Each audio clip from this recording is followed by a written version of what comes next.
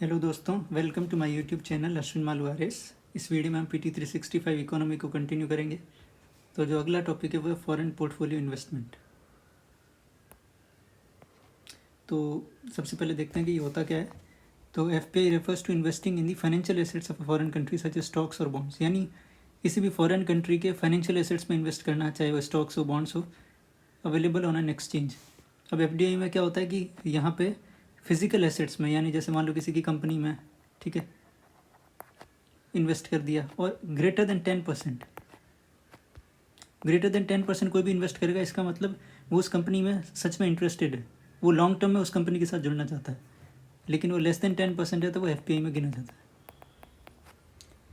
तो ये वो इन्वेस्टमेंट जो होता है वो एक्टिव इन्वेस्टर्स करते हैं, डायरेक्ट इन्वेस्टमेंट होता है। इसमें वो चाहते हैं कि उस कंपनी पे या उस ऑर्गेनाइजेशन पे हाई कंट्रोल, अच्छा खासा कंट्रोल चाहते हैं। ये लॉन्ग टर्म इन्वेस्टमेंट होता है। फिजिकल एसेट्स जनरली जो होती है फॉरेन कंट्री की, उसमें इन्वेस्ट करते हैं। डिफिकल्ट होता है क्योंकि इसमें रेगुलेशंस ज़्यादा स्ट्रिक्ट होती हैं कंपेरेटिव टू एफपीआई। स्टेबल होता है जबकि ये वॉलेटाइल होता है, क्योंकि आपको पता है ये जल्दी, क्योंकि ये सिर्फ प्रॉफिट कमाने के उद्देश्य से यहाँ पे इन्वेस्ट करें, ये शॉर्ट टर्म के लिए जुड़ते हैं। तो इनको लगता है कि मार्केट ऊपर जाने वाला तो ये इन्वेस्ट करते हैं, और जब इनको लगता है कि मार्केट डाउन जाने वाला तो ये वापस पैसा निकाल लेते हैं। तो अब इश्यूज़ आइडेंटिफाइड विद एफपीआई क्या है। तो आपको पता है जब कोरोना चल रहा था, तब कोरोना के टाइम पे क्या मार्केट स्ट्रेस थी, लॉकडाउन वगैरह लगा हुआ था, कंपनीज वगैरह वो भी उनका प्रॉफिट वगैरह, उनका भी प्रोडक्शन, या उनको मार्केट में इतना वो जो अप नहीं था, स्लो डाउन था एक तरीके से इकोनॉमी में। तो उस इकोनॉमी के स्लो डाउन के दौरान चाइना क्या कर रहा था कि जो डेवलपिंग कंट्रीज़ हैं उनकी जो बड़ी बड़ी कंपनीज़ हैं, क्योंकि उनमें उस समय शेयर्स जो हैं वो गिर गए थे, तो उनके शेयर्स को वो खरीद कर और उन कंपनीज़ में सब्सटेंशियल ओनरशिप चाह रहा था, ताकि वो इंटरफेरेंस कर पाए और एक तरीके से वो वॉलेटाइल कर पाए, ताकि वो, क्योंकि जितना ज़्यादा शेयर होगा उस इकोनॉमी की फाइनेंशियल स्टेबिलिटी को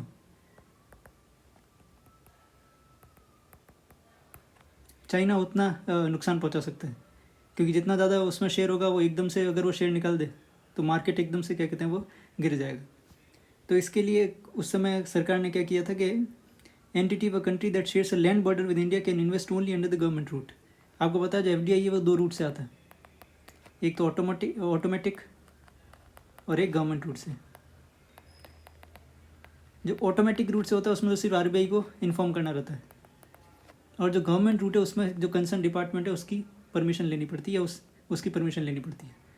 तो जो लैंड बॉर्डर शेयर करते हैं जिस भी कंट्री से, अगर उसके थ्रू कोई इन्वेस्टमेंट आ रही है तो वो गवर्नमेंट रूट से ही आ सकती है, ऑटोमेटिक रूट से नहीं आ सकती। लेकिन ये एफडीआई पे लागू था, तो एफपीआई इन्वेस्टमेंट पे लागू नहीं होता था, तो FPI route was potentially misused. वैसे ही failure to disclose related party transactions, ठीक है। अब सेबी ने क्या प्रपोज किया है, तो ऑब्वियसली बात है कि इन्होंने कहा है कि जो कैटेगराइज करो एफपीआई को, भाई लो रिस्क कौन कौन सी हो सकती है, जो गवर्नमेंट, जो फॉरेन गवर्नमेंट्स हैं या रिलेटेड एंटिटीज़ जैसे कि सेंट्रल बैंक्स उस फॉरेन कंट्रीज़ के हो गए, सॉवरेन वेल्थ, सॉवरेन मतलब गवर्नमेंट, और वेल्थ फंड्स होते हैं जो बहुत सारे बड़े बड़े फंड्स होते हैं, जैसे जनरली जो आपने सुने होंगे गल्फ कंट्रीज़ के कि वेल्थ फंड्स होते हैं गवर्नमेंट के ही, क्योंकि गवर्नमेंट के पास खूब पैसा होता है ऑयल से वगैरह, क्रूड ऑयल वहाँ, तो वो अपना पैसा जो है वो इमर्जिंग कंट्रीज़ में या कई कंट्रीज़ में इन्वेस्ट करते हैं उन वेल्थ फंड्स के थ्रू। अब मॉडरेट रिस्क वाली पेंशन फंड्स हो गए या पब्लिक रिटेल फंड्स हो गए, और बाकी को हाई रिस्क एफपीआईज में। तो इनके लिए अलग अलग रेगुलेशन कैटेगराइज करके फिर एनहेंस ट्रांसपेरेंसी मेजर्स और एडिशनल डिस्क्लोजर्स, ठीक है। अब कॉर्पोरेट डेट मार्केट, देखिए इंडिया में कॉर्पोरेट डेट मार्केट इतना डेवलप नहीं है।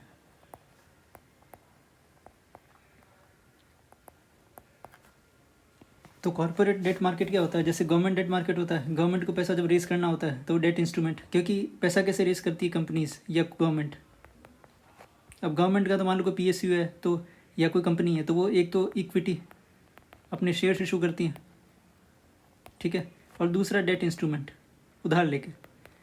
तब कॉर्पोरेट डेट भी इशू कर सकती हैं, ठीक है। लेकिन अपने यहाँ इतना डेट मार्केट कॉर्पोरेट का डेवलप नहीं है, तो उसके लिए सेबी ने एक फ्रेमवर्क किया roll out, corporate debt market development fund का। अब ये क्या करेगी, जब मार्केट स्ट्रेस होगा, यानी इकोनॉमी में स्लो डाउन होगा, तब इकोनॉमी में स्लो डाउन होगा तो कंपनीज़ को जो लोन है वो मिलना बहुत मुश्किल हो जाता है, तो उसके लिए ये एक अल्टरनेट इन्वेस्टमेंट फंड की तरह काम करेगा। अब अल्टरनेट इन्वेस्टमेंट फंड क्या होता है, ये जो बड़े बड़े सोफिस्टिकेटेड इन्वेस्टर्स होते हैं, जैसे एंजल इन्वेस्टर्स हो गए, वेंचर कैपिटलिस्ट, वो इसमें पैसा डालते हैं, और जो पैसा डालते हैं ये फंड ये वापस फिर इन्वेस्ट करता है। तो ये एक अल्टरनेट इन्वेस्टमेंट फंड की तरह होगा, जो कि investment grade corporate debt securities को, अब इन्वेस्टमेंट ग्रेड क्या होता है, जो कि जनरली स्टेबल है, यानी जो लगभग ऐसी कंपनीज जो दिवालिया होने की कगार पे नहीं है, जो प्रॉफिट मेकिंग कंपनीज है, जिन पे भरोसा किया जा सकता है। तो ऐसी investment grade corporate debt securities को मार्केट स्ट्रेस के टाइम पे ये खरीदेगा। ठीक है, ये आप मैं देख ही चुके हैं, ऑब्जेक्टिव समझ में आएगी आपको। अब इसमें कंट्रीब्यूशन कहाँ से आएगा, तो specified date oriented MF scheme से, एसेट मैनेजमेंट कंपनी से। इसका टेन्योर शुरुआत में 15 साल का रहेगा, बाद में से भी इसको बढ़ा सकता है। अब कॉर्पोरेट डेट मार्केट में बता ही दिया, गवर्नमेंट डेट मार्केट होता है, फिर कॉर्पोरेट डेट मार्केट होता है। ठीक है, कंपनी इशू करती है कॉर्पोरेट बॉन्ड्स को पैसा रेज करने के लिए। फिर ये लॉन्गर टर्म डेट इंस्ट्रूमेंट्स है, maturity of at least 1 year. Regulation से भी अब ध्यान रखना है, जो मनी मार्केट है और गवर्नमेंट सिक्योरिटीज़ हैं, इनको तो रेगुलेट करता है आरबीआई, और जो कॉर्पोरेट डेट मार्केट है उसको रेगुलेट करता है सेबी, ये ध्यान रखना है। तो सिक्योरिटीज़ कॉन्ट्रैक्ट रेगुलेशन एक्ट 1956 के तहत ये व्यवस्था है कि सेबी जो है वो कॉर्पोरेट डेट मार्केट को डेवलप करेगा। अब जैसे रेगुलेट करेगा, सॉरी। तो जैसा मैंने कहा था कि अपने यहाँ कॉर्पोरेट डेट मार्केट इतना डेवलप नहीं है। देखिए अराउंड 17% ऑफ जीडीपी मार्च 2022 में, जबकि देखिए साउथ कोरिया में ग्रेटर देन 80% है, मलेशिया में ग्रेटर देन 50% है, चाइना में भी अप्रोक्सीमेटली 40% है। ठीक है, अब बाकी क्या है सिग्निफिकेंस, तो आपको पता ही है, जो हमारा जीडीपी है, पता है जीडीपी का फॉर्मूला क्या होता है, C+G+I+X-M। C यानी कंजम्पशन, G यानी गवर्नमेंट इन्वेस्टमेंट, I यानी प्राइवेट इन्वेस्टमेंट, और एक्सपोर्ट माइनस इम्पोर्ट। अब हमारी जो इकोनॉमी है वो कंजम्पशन ड्रिवन है, क्योंकि 60% जो हमारा जीडीपी का था वो कंजम्पशन से आता है अराउंड। तो इसको इन्वेस्टमेंट लेड इकोनॉमी बनाने के लिए ज़रूरी है कि इन्वेस्टमेंट आए, तो इन्वेस्टमेंट के लिए कॉर्पोरेट डेट मार्केट भी बहुत ज़रूरी है कि वो डेवलप हो। तो ये इकोनॉमिक सर्वे 2018 ने कहा कि मैं शिफ्ट करना पड़ेगा यहाँ पे। फिर efficient allocation of resources, health of corporate balance sheet वगैरह। अब देखिए सेबी का एक काम ये भी कि इन्वेस्टर्स के जो इंटरेस्ट्स हैं उनको प्रोटेक्ट करना। तो जो स्टॉक एक्सचेंजेस हैं, जैसे स्टॉक एक्सचेंज कौन से हो गए, जैसे बॉम्बे स्टॉक एक्सचेंज हो गया, नेशनल स्टॉक एक्सचेंज हो गया, और बहुत सारे डिपॉजिटरीज। ठीक है, डिपॉजिटरीज क्या होती हैं, is a financial institution organisation that accepts deposits from businesses and individuals. जो हम पैसा लगाते हैं शेयर्स में, मार्केट्स में, वो एक्सेप्ट करता है। And assists in buying and selling financial instruments, और हमको असिस्ट करता है फाइनेंशियल इंस्ट्रूमेंट जैसे कि स्टॉक्स हो गए, बॉन्ड्स, उनको खरीदने और बेचने में।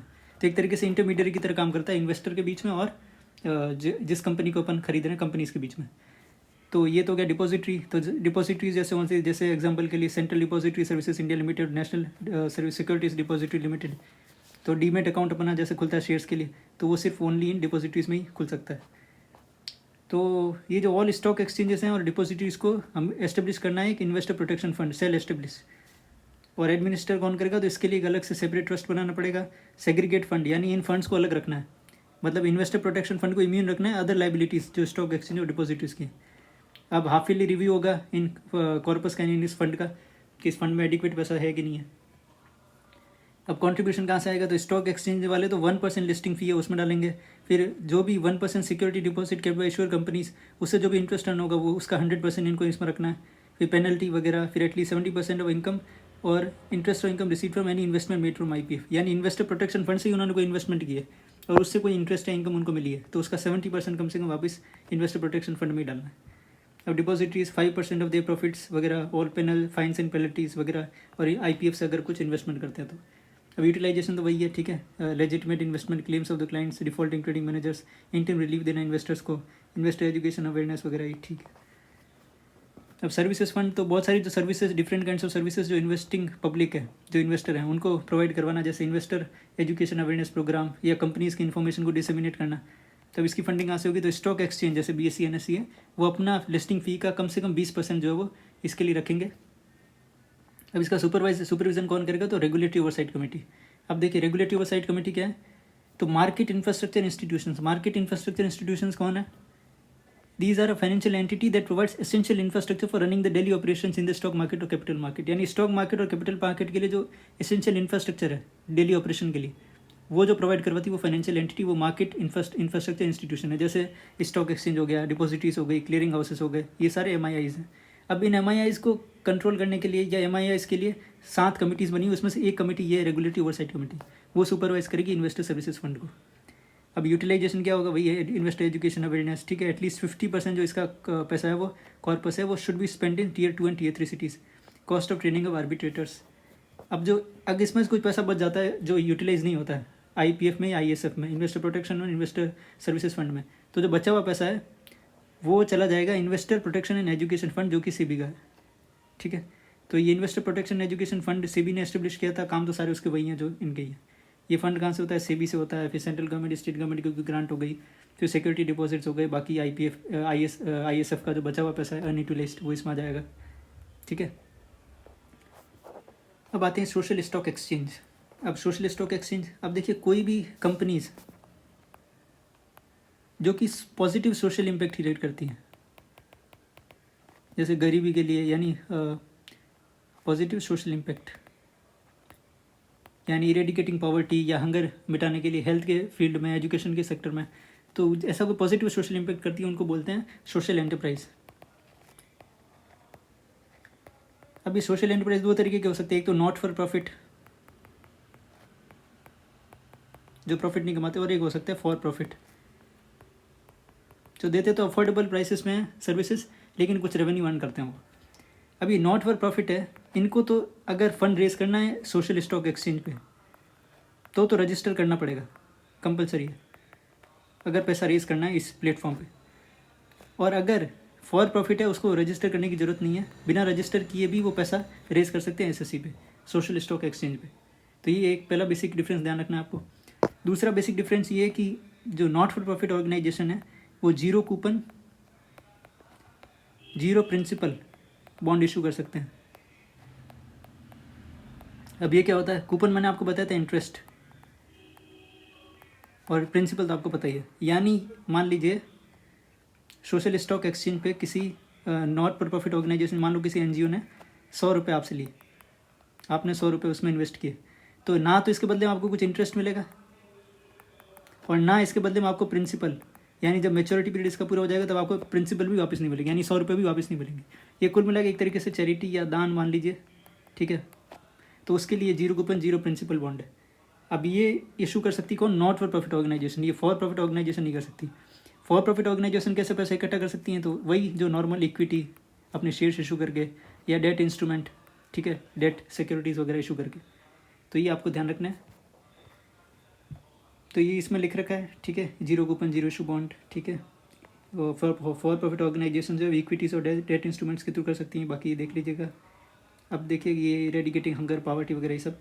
अब कौन कौन सी एंटिटीज़ एलिजिबल नहीं है जो सोशल एंटरप्राइज बनने के लिए? तो एक तो कॉर्पोरेट फाउंडेशन हो गई, पॉलिटिकल और रिलीजियस ऑर्गेनाइजेशंस हो गई, एक्टिविटीज़ हो गई, प्रोफेशनल और ट्रेड एसोसिएशन हो गए, infrastructure and housing companies except affordable housing. तो अफोर्डेबल हाउसिंग को छोड़ के बाकी हाउसिंग कंपनीज जो है वो सोशल एंटरप्राइज नहीं मानी जा सकती, ठीक है। अब इसका क्राइटेरिया क्या है कि भाई आप सोशल एंटरप्राइज कहलाओगे? तो देखो एक तीन तरीके से, या तो रेवेन्यू या एक्सपेंडिचर या बेनिफिशियरी। यानी जैसे मान लीजिए आपको कि गरीबी पे कोई काम कर रही है तो उसके टारगेट पॉपुलेशन क्या होगी? BPL, below poverty line. तो अब इससे समझते हैं एग्जांपल से कि रेवेन्यू के मामले में क्या है कि कम से कम 67% जो इसका रेवेन्यू है किसी सोशल एंटरप्राइज का, उनके पिछले 3 साल का एवरेज 67% रेवेन्यू एंड 2/3 रेवेन्यू कहाँ से आना चाहिए? इन BPL को सर्विसेज प्रोवाइड करने के बदले। यानी BPL को सर्विसेज प्रोवाइड किया, उससे जो रेवेन्यू अर्न हुआ कम से कम 67% रेवेन्यू वैसा होना चाहिए। या एक्सपेंडिचर, यानी आपके 3 साल का पिछला एवरेज आपने एक्सपेंडिचर 2/3 एक्सपेंडिचर आपने BPL पे किया हो, अगर आप पॉवर्टी के क्षेत्र में काम कर रहे हैं तो। एग्जाम्पल के लिए लिया मैंने, और भी कोई क्राइटेरिया हो सकता है, ठीक है। बेनिफिशियरी, यानी 67% जो आपके बेनिफिशियरीज हैं उस पर 67% टारगेटेड पॉपुलेशन। टारगेटेड मतलब आप जिनको टारगेट करके काम कर रहे हैं। जैसे मान लो आप पॉवर्टी के लिए आप BPL को टारगेट करें तो 67% आपके जो बेनिफिशियरी वो BPL होने चाहिए एटलीस्ट, ठीक है। तो ये क्राइटेरिया हो गया।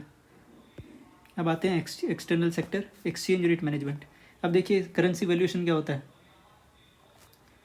कि एक करेंसी की वैल्यू या वर्थ दूसरी करेंसी की रेस्पेक्ट में। तो अपन जैसे नहीं पढ़ते एक्सचेंज रेट में $1 बराबर ₹70। अब देखिए $1 बराबर ₹70 और $1 अगर ₹80 हो जाए तो इसको क्या बोलते हैं? रुपी डेप्रिशिएट हुआ है, यानी रुपये की वैल्यू गिरी है। क्योंकि मान लो पहले $1 में 70 रुपये आ रहे थे, अब $1 में 80 रुपये आ रहे हैं, तो रुपी डेप्रिशिएट हुआ है। अब मान लीजिए रुपी डेप्रिशिएट होगा तो हमारे एक्सपोर्ट्स पे क्या इम्पैक्ट आएगा? अब मान लो कोई इम्पोर्टर है, जैसे USA में कोई आदमी बैठा है, अब उसके पास $1 है। पहले उसको कितने का मिल रहा था? 70 रुपये का सामान मिल रहा था। अब उसको कितने का मिल रहा है? 80 रुपये का सामान, एक ही डॉलर तो एक ही है, लेकिन पहले 70 रुपये का सामान मिल रहा था, अब 80 रुपये का। तो वो एक्सपोर्ट चाहेगा नहीं चाहेगा? खरीदना चाहेगा। तो जब रुपी डेप्रिशिएट होगा तो एक्सपोर्ट्स हमारे कम्पिटिटिव हो जाएंगे, और जब रुपी अप्रिशिएट होगा, यानी $1 बराबर मान लीजिए ₹80 है, और अब $1 बराबर ₹70 हो जाए, तो अब क्या होगा? इम्पोर्ट्स वो बढ़ जाएंगे। तो हमारे लिए जनरली क्या है कि हम ट्रेड डेफिसिट में हमारे इंपोर्ट ज़्यादा होते हैं, ठीक है। तो अगर रुपये अप्रिशिएट होगा, ठीक है, तो सही है, लेकिन रुपये डिप्रिशिएट ज़्यादा होगा तो फिर हमारा ट्रेड डेफिसिट बढ़ जाएगा। लेकिन दूसरा हमारे एक्सपोर्ट्स के लिए क्या अच्छा है, डेप्रिसिएशन ऑफ करेंसी। अगर डेप्रिशिएट होगा तो हमारे एक्सपोर्ट्स कम्पिटिटिव हो जाएंगे वर्ल्ड मार्केट में, ग्लोबल मार्केट में, तो हमारे एक्सपोर्ट्स बढ़ेंगे, ठीक है। तो वो डिपेंड करता है कितना एक्सपोर्ट्स पड़ता है वगैरह। तो आपसे सवाल पूछे कि भाई डिप्रिसिएशन ऑफ करेंसी से क्या एक्सपोर्ट्स कम्पिटिटिव हो जाएंगे, बिल्कुल सही बात है। अब नीर रीर क्या होता है, nominal effective exchange rate. Exchange rate तो आपको समझ में आ गया, $1 बराबर 70। अब इफेक्टिव क्या होता है, अब इफेक्टिव ये हो गया कि बास्केट ऑफ करेंसीज, ठीक है। मान लो ये एक ही करेंसी जैसे $1 बराबर 70, ठीक है। और इफेक्टिव एक्सचेंज रेट का मतलब हो गया कि बहुत सारी जो करेंसी, ऐसा तो नहीं कि इंडिया सिर्फ यूएसए से ट्रेड करता है, इंडिया यूरोप से भी ट्रेड करता है, वहाँ यूरो से होता होगा, रशिया से भी करता है, वहाँ रूबल से होता होगा। तो जितना हमारा ट्रेड है किसी भी कंट्री के साथ, उसका शेयर लेंगे, उसका वेटेज लेंगे, और फिर उसके हिसाब से जो हमारी करेंसी है उसको फिर इफेक्टिव एक्सचेंज रेट निकालेंगे कि भाई कितना जो है हर कंट्री के साथ साथ स्पेसिफिक वेटेज देंगे। भाई डॉलर को इतना वेटेज देंगे कि भाई जितना यूएसए के साथ हमारा ट्रेड हो रहा है, रूबल को इतना देंगे कि भाई जितना हमारा रूबल में रशिया के साथ ट्रेड हो रहा है। तो इस तरीके से इफेक्टिव एक्सचेंज रेट निकाली जाती है, ठीक है।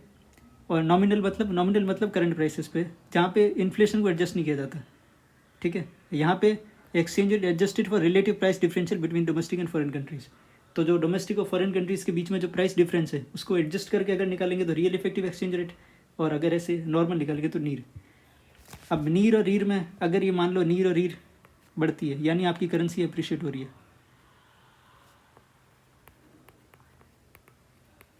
ठीक है। और करेंसी आपकी अप्रिशिएट होगी तो मैंने आपको बताया था कि इंपोर्ट्स आपके बढ़ जाएंगे और एक्सपोर्ट्स जो आपके लेस कंपिटिटिव हो जाएंगे, तो आपका ट्रेड डेफिसिट बढ़ जाएगा, ठीक है। अब एक्सचेंज रेट डिटर्मिनेशन के 3 तरीके होते हैं। एक तो फिक्स्ड एक्सचेंज रेट, जैसे मान लो आपने या तो डॉलर के साथ अपनी करेंसी को पैक कर दिया कि भाई डॉलर बढ़ेगा तो रुपये भी बढ़ेगा, डॉलर नीचे जाएगा तो रुपये भी नीचे जाएगा, आपने डॉलर से बांध दिया। अब रुपये से कोई मतलब नहीं है, अगर डॉलर बढ़ेगा तो रुपया भी बढ़ेगा और डॉलर गिरेगा तो रुपया भी गिरेगा। या गोल्ड से आपने पैक कर दिया, भाई गोल्ड की प्राइसेस बढ़ेंगी तो रुपया भी उस हिसाब से बढ़ेगा, और गोल्ड की प्राइसेस गिरेंगी तो रुपया भी उस हिसाब से गिरेगा। या हो गया फ्लेक्सिबल फ्लोटिंग, यानी मार्केट फोर्सेस के हिसाब से, भाई आपकी डिमांड करेंसी की डिमांड इंटरनेशनल मार्केट में बढ़ गई, भाई बहुत सारा एक्सपोर्ट हो रहा है, आपकी इकोनॉमी बहुत बूम कर रही है, और आपकी करेंसी की एकदम से मार्केट वैल्यू बढ़ जाती है, तो आपकी करेंसी भी अप्रिशिएट हो जाएगी, रुपया अप्रिशिएट हो जाएगा। वही आपकी जो करेंसी की डिमांड ही नहीं है मार्केट में, तो आपकी करेंसी डिप्रिशिएट हो जाएगी। अब मैनेज्ड क्या होता है, भाई इनका मिला जुला, इसको डर्टी फ्लोटिंग भी बोलते हैं। तो क्या होता है मैनेज्ड एक्सचेंज रेट, कि भाई वैसे तो मार्केट फोर्सेस ही डिटरमाइन होगा, लेकिन जब बहुत ज़्यादा वॉलेटिलिटी होगी एक्सचेंज रेट में, तब सेंट्रल बैंक कभी कभी ओकेजनली इंटरवीन भी करेगा to influence the exchange rate. तो बस ये ध्यान रखना है। इंडिया में जनरली ये मैनेज्ड एक्सचेंज रेट जो है वो अपन इस्तेमाल करते हैं। बाकी ये इकोनॉमिक ग्रोथ, ट्रेड पे क्या इम्पैक्ट पड़ेगा, कैपिटल फ्लो वगैरह, ठीक है। और जैसे स्ट्रॉन्गर करेंसी है आपकी, ठीक है, तो may attract more foreign direct investment as investors seek high returns due to currency appreciation. भाई करेंसी अप्रिसिएशन हो रहा है तो ठीक है, तो उसके कारण वो ज़्यादा क्या कहते हैं रिटर्न वो सीख कर रहे हैं, क्योंकि आपकी इकोनॉमी अच्छी जा रही है इसका मतलब। अब फॉरेन ट्रेड पॉलिसी क्या है, तो भाई देखो मिनिस्ट्री ऑफ कॉमर्स ने नोटिफाई किया है। देखिए सबसे पहले तो 2015 से 20 की थी, ठीक है, लेकिन वो कोरोना के बाद और कोविड पेंडेमिक, फिर वॉलेटाइल जियोपॉलिटिकल इकोनॉमिक सिनेरियो के कारण मार्च 2023 तक इसको एक्सटेंड करते गए। फिर उसके बाद अब ये नई पॉलिसी आई, इसमें कोई टाइमलाइन नहीं दी गई। तो ये कैसे नोटिफाई हुई है, तो in the exercise of powers conferred under section 5 of the foreign trade development and regulation act 1992। तो इस एक्ट के तहत पावर्स को एक्सरसाइज करके ये फॉरेन ट्रेड पॉलिसी को नोटिफाई किया गया, ठीक है। बेस्ड ऑन प्रिंसिपल तो ये ठीक है, तो मेंस के हिसाब से बाकी ये भी आप देख लीजिएगा, इतना कोई। अब ये देखिए इंडिया के एक्सपोर्ट्स जो 2016 में इतने थे, अब इतने बढ़ गए हैं, ठीक है। फिर इंडिया का ट्रेड बैलेंस आप देखें तो 2021-22 और 22-23। अब आपको इसमें ध्यान क्या रखना है, मर्चेंडाइज मतलब गुड्स, तो गुड्स की ट्रेड में तो हम डेफिसिट में हैं, ठीक है, और सर्विसेज के में हम सरप्लस में हैं। लेकिन सर्विसेज में सरप्लस इतना नहीं है कि वो जो गुड्स का डेफिसिट है उसको पूरी तरीके से ख़त्म कर पाए। तो ओवरऑल आप देखेंगे तो हम डेफिसिट में, तो गुड्स के मामले में डेफिसिट में, सर्विसेज में हम सरप्लस में, लेकिन ओवरऑल हम ट्रेड डेफिसिट में, क्योंकि सर्विसेज इतना बैलेंस नहीं कर पा रहा जितना गुड्स में ज़्यादा है, ठीक है। अब इंडिया का एक्सपोर्ट टारगेट कितना है इस ट्रेड पॉलिसी के हिसाब से, तो 2030 तक $2 trillion for goods and services, यानी $2 ट्रिलियन का एक्सपोर्ट टारगेट। अभी कितना है, $760 बिलियन। इंडिया के टॉप एक्सपोर्ट कमोडिटीज़ क्या हैं, तो petroleum, electronic goods, rice, chemicals, drugs and pharmaceuticals. Top import destination देख लो तो चाइना, यूएई, यूएसए, रशिया, और एक्सपोर्ट देख लो तो USA, UAE, Netherlands and China. अब इन्होंने कहा ये 22-23 का डाटा है, 23-24 बदल भी सकता है, तो आप देख लीजिए 23-24 में अगर डेटा आ गया हो तो आप उसको फिर रेफ़र कर सकते हैं। अब इस फॉरेन ट्रेड पॉलिसी के तहत क्या क्या इनिशिएटिव लिए गए हैं, तो देखिए एक तो ट्रेड फैसिलिटेशन एग्रीमेंट होता है WTO का, उसके तहत क्या है कि जो रेड टेप के इशू यानी जो ब्यूरोक्रेटिक हर्डल्स होती हैं ट्रेड के मामले में उसको हटाना, तो उसके लिए ट्रेड फैसिलिटेशन एग्रीमेंट है WTO का, जो इंडिया ने भी साइन किया है। तो उसके लिए इंडिया ने एक national committee on trade facilitation बनाई है ताकि कोऑर्डिनेशन कर पाए और इम्प्लीमेंट कर पाए WTO के इस एग्रीमेंट को। अब director general of foreign trade ने कुछ इनिशिएटिव लिए हैं, जैसे निर्यात बंधु, ये न्यू और जो पोटेंशियल एक्सपोर्टर्स हैं उनको मदद करेगा, मेंटर करेगा। फिर जो एक्सपोर्ट और इम्पोर्ट एक्टिविटी अंडरटेक करी वो कंपनीज़ को या एंटिटीज़ को ये एक न्यूमेरिक कोड दिया जाएगा, अल्फा न्यूमेरिक नंबर दिया जाएगा 10 कैरेक्टर का। तो ये सबके लिए मैंडेटरी है, जो भी एक्सपोर्ट इम्पोर्ट एक्टिविटी चाहता है उसको ये पहले ये 10 कैरेक्टर का अल्फा न्यूमेरिक नंबर जो वो लेना पड़ेगा। इसको बोलते हैं EIC, electronic importer exporter code. फिर ई सर्टिफिकेट ऑफ ओरिजिन, तो सर्टिफिकेट ऑफ ओरिजिन मतलब एक जो चीज़ है वो कहाँ से बनी है तो उसका ओरिजिन का सर्टिफिकेट वो भी यानी इलेक्ट्रॉनिक कर दिया, तो उसका भी एक यूनिक डॉक्यूमेंट आइडेंटिफिकेशन नंबर और QR कोड बनेगा वैलिडेशन के लिए। अब ऐसे टाउन्स जो कि 750 करोड़ या उससे ज़्यादा का गुड्स का प्रोड्यूस करते हैं, ठीक है, उनको सिलेक्टेड टाउन्स को टाउन ऑफ एक्सपोर्ट एक्सीलेंस उन्हें बनाया जाएगा on the potential of growth in exports. लेकिन जो handloom, handicraft, agriculture, fishery sector उसमें थ्रेशोल्ड लिमिट है 150 करोड़, बाकी में तो 750 करोड़ है, इनमें 150 करोड़ है। किसमें? हैंडलूम, हैंडीक्राफ्ट और एग्रीकल्चर फिशरी सेक्टर में। तो ऐसे कुछ सिलेक्टेड टाउन्स को टाउन्स ऑफ एक्सपोर्ट एक्सीलेंस, पहले 39 थे, अब 4 और को जोड़ा इसमें नई फॉरेन ट्रेड पॉलिसी में, तो अब 43 हो गए, ठीक है। फिर रैशनलाइजेशन, अब स्टेटस होल्डर जो कि अच्छा काम करें एक्सपोर्ट के सेक्टर में तो उनको स्टेटस होल्डर दिया जाता है सर्टिफिकेट। अब इससे क्या होगा, उनकी क्रेडिबिलिटी बढ़ जाएगी, कुछ उनको कस्टम क्लियरेंस से प्रायोरिटी दी जाएगी, सर्टेन एग्जाम्पशन दिए जाएंगे, ठीक है। अभी क्या किया, जो स्टेटस होल्डर सर्टिफिकेट है वो ऑटोमेटिक कर दिया, ठीक है। Unveiled system based, automatic system based, यानी पहले मैनुअली होता होगा अब सिस्टम बेस्ड होगा, तो ये automatic status holder certificate under foreign trade policy 2023। अब एक्सपोर्ट प्रमोशन के लिए क्या क्या इनिशिएटिव लिए, तो डिस्ट्रिक्ट एज एक्सपोर्ट हब, यानी जितना डिसेंट्रलाइज करो एक्सपोर्ट प्रमोशन को, कि भाई state export promotion committee, district export promotion committee जो कि स्ट्रेटेजाइज करेगी एक्सपोर्ट्स को स्टेट और डिस्ट्रिक्ट लेवल पे। फिर डिस्ट्रिक्ट एक्सपोर्ट एक्शन प्लान बनेगा, ठीक है, district export promotion committee plan बनेगी। फिर export promotion outreach programme districts में होंगे, ब्रांडिंग के लिए, पैकेजिंग के लिए, डिज़ाइन के लिए, मार्केटिंग के लिए of identified products and services. फिर जो ऑनगोइंग स्कीम्स हैं उनको कन्वर्ट किया जाएगा। अब देखिए जो एक्सपोर्टर्स हैं उनको भी मशीनरी चाहिए, ठीक है, अपनी चीज़ें प्रोड्यूस करने के लिए, ठीक है, मशीनरी चाहिए, बिल्डिंग्स चाहिए, टूल्स चाहिए, व्हीकल्स चाहिए, कंप्यूटर चाहिए, कंस्ट्रक्शन इक्विपमेंट चाहिए, इनको बोलते हैं कैपिटल गुड्स। जो कंज्यूम नहीं होती, जो यूज़ की जाती हैं to convert raw material into finished products, ठीक है। तो ये कैपिटल गुड्स के इंपोर्ट पे कुछ छूट देना, उसको फैसिलिटेट करना, तो उसके लिए export promotion of capital goods scheme, ठीक है, वो लिए। उसके लिए क्या करेंगे कि भाई इंपोर्ट ऑफ कैपिटल गुड्स है जीरो कस्टम ड्यूटी, यानी आप कैपिटल गुड्स को इंपोर्ट करोगे तो आपके कोई कस्टम ड्यूटी नहीं लगेगी, ठीक है। बाकी ये हो गया। फिर eligibility covers manufacturer, exporters, merchant exporters, service providers who are certified as common service providers by DGFT, ठीक है। अब मैन्युफैक्चरर तो जो खुद मैन्युफैक्चर कर रहा है, और मर्चेंट जो सिर्फ ट्रेडिंग में लगा हुआ है। एक्सपोर्ट ऑब्लिगेशन, अब जिसको ये मिलेगा, ठीक है, इंपोर्ट्स अंडर EPCG, ऑब्वियस सी बात है उनको कुछ एक्सपोर्ट ऑब्लिगेशन उस पर होगी, एवरेज एक्सपोर्ट ऑब्लिगेशन होगी कि भाई इतना एक्सपोर्ट तो कम से कम आप करें तब जाके आपको ये सुविधा मिलेगी। लेकिन कुछ सेक्टर्स को इस AEO रिक्वायरमेंट से भी एग्जेम्प्ट किया गया। फिर एक्सपोर्ट प्रमोशन यूनिट्स, ठीक है, तो कुछ to promote exports, enhance foreign exchange earnings and attract investment, ये एक्सपोर्ट प्रमोशन यूनिट्स को बनाया जाएगा। Eligible units which export their entire production of goods and services में बी सेटअप अंडर दी, तो मतलब ऐसी यूनिट्स जो अपना पूरा का पूरा जो गुड्स एंड सर्विसेज का प्रोडक्शन है उसको एक्सपोर्ट करती हैं, वो भी में वो सेटअप हो सकती है under export oriented unit scheme या electronics hardware technology park scheme, software technology park scheme और biotechnology park scheme for manufacture of goods. Trading units जो है वो कवर्ड नहीं है, मतलब जो मैन्युफैक्चरिंग यूनिट है जो मैन्युफैक्चर करती हैं वही कवर्ड है, जो ट्रेडिंग करती हैं सिर्फ वो इसमें कवर्ड नहीं है। अब डीम्ड एक्सपोर्ट क्या होते हैं, जिसमें एक्सपोर्ट तो नहीं हो रहा, यानी जो चीज़ें हैं वो जो बनाई हुई है वो बाहर नहीं जा रही, लेकिन ठीक है वो ऐसी एंटिटीज़ को बेची जा रही हैं जिनके पास उस चीज़ को खरीदने का इंपोर्ट लाइसेंस है, बनी तो वो इंडिया में ही है, बेच तो वो मतलब वो कहीं कंट्री से बाहर नहीं जा रही, बेच भी इंडिया में ही किसी को रहे हैं, लेकिन वो बेच ऐसे आदमी को रहे हैं जिसके पास इंपोर्ट का लाइसेंस है उस चीज़ का, ठीक है। The seller selling the set goods against an import licence is the deemed exporter and buyer is the deemed importer. तो इसलिए क्यों है, इसलिए ताकि जो एक्सपोर्टर्स को जो या इम्पोर्टर्स को जो लाभ मिलते हैं वो इनको भी मिले, ताकि to provide a level playing field to domestic manufacture and to promote make in India. अब अदर की इनिशिएटिव क्या है, ये कि ई कॉमर्स एक्सपोर्ट हब्स, ठीक है, to establish designated areas as e commerce export hub which would act as a centre for favourable business infrastructure and facilities for cross border e commerce activities. अब ये creation किया जाएगा, ठीक है, through private initiative public partnership mode, ठीक है।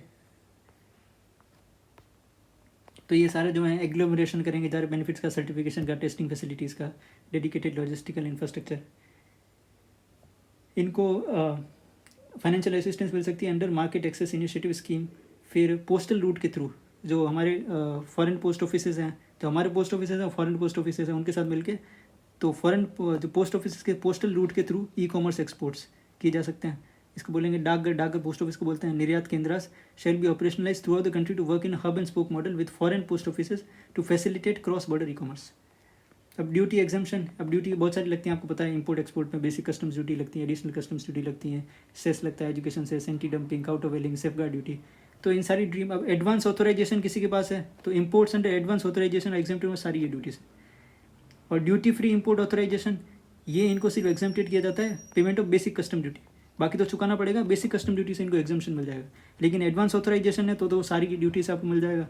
लेकिन duty free import authorisation है तो आपको सिर्फ बेसिक कस्टम ड्यूटी से जो है आपको एग्जाम्पशन मिल जाएगा। Scheme for रेमिशन of duties and taxes on exported product, तो जो एक्सपोर्टर्स होते हैं वो कई बार बहुत सारी जो मैन्युफैक्चर करने में बहुत सारे जो टैक्सेस है वो पे करते हैं, तो उन टैक्सेस को रिफंड करना। Currently under funded duties taxes devise at the central, state and local level borne on the exported product. ये नोटिफाई किया गया था by department of commerce, ministry of export and commerce and industry and is administered by the department of revenue, minister of finance. तो notify तो किसने किया था, department of commerce ने, ministry of commerce and industry ने, लेकिन इसको administer कौन करना है, department of revenue, minister of finance. अब स्कोमेट क्या होता है, special chemicals, organisms, materials, equipment and technologies, ठीक है, regulation dual use items in consonance with the guidelines and control list of international convention obligation as well as multilateral export control regimes, India has regulated the export of dual use items, nuclear related items including software। ऐसी चीज़ें जो generally use होती हैं जैसे खतरनाक हथियार बनाने में, ठीक है, ऐसी जो सिक्योरिटी को खतरा होती है वगैरह वैसी चीज़ें, तो इनके एक्सपोर्ट्स को जनरली कंट्रोल किया जाता है। बहुत सारी जो कन्वेंशन है वर्ल्ड इंटरनेशनल, तो ऐसी चीज़ें जो ड्यूअल यूज़ के लिए काम आ सकती है, नॉर्मल काम भी आ सकती हैं और ऐसे वेपन्स बनाने में, ऐसी चीज़ों में भी काम आ सकती हैं। तो ऐसे केमिकल्स वगैरह, ऑर्गेनिजम्स, मटेरियल्स, इक्विपमेंट्स और टेक्नोलॉजीज़, तो इन पर रेस्ट्रिक्शन ज़्यादा होती है, ठीक है, तो उनको रेगुलेट करना ड्यूअल यूज आइटम्स को।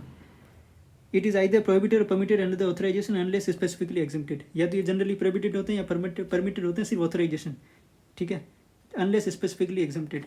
स्कोमेट list, it is India's national export control list, क्योंकि ये एक्सपोर्ट को कंट्रोल कर रहे हैं, ठीक है, and is align to the control list of all multilateral export control regimes and conventions. तो मैंने बताया जो कन्वेंशन है इंटरनेशनल, उन कंट्रोल लिस्ट के अलाइन करके ये अपनी नेशनल एक्सपोर्ट कंट्रोल लिस्ट जो बनाई जाती है, स्कोमेट लिस्ट।